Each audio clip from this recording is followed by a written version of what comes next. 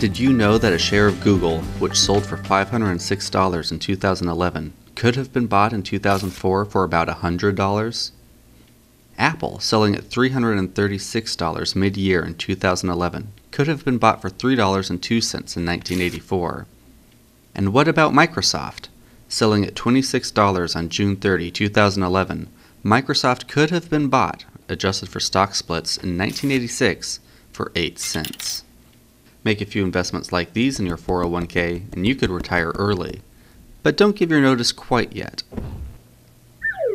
For every technology company that made it big, there are a dozen that failed, and the risks don't stay with just technology companies. How about Enron, one of the nation's largest energy companies, at one time? Its stock went from $90 in August 2000 to under $1 in 15 months. Ford Motor, its value has been cut in half over the last 10 years. How about Chrysler or AIG, Bear Stearns? The possibility of losing lots of money by investing in stocks is what we refer to as market risk. Investing in a stock can also involve another form of risk, company-specific risk.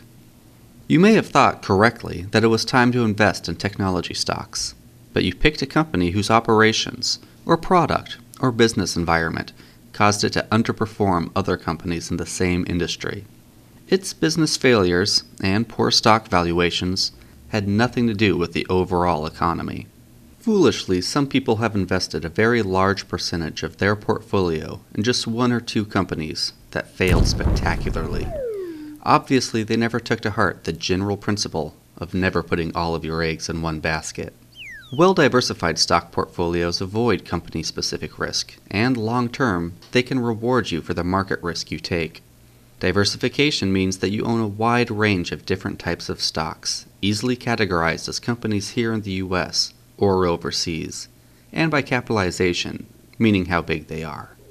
Unless you have the expertise to undertake the research into individual stocks, we suggest you invest within a mutual fund. Mutual funds offer you the opportunity to diversify your portfolio and minimize company-specific risk. Keep in mind a few facts about investing in stocks. It should not be a surprise to you that the stock markets go down as well as up in value. The surprise is when stocks go down, and by how much. Don't panic when the market goes down. You make money in the stock market because of the risk, not despite the risk. Some stock investments will do better than others, but performance will often zig and zag.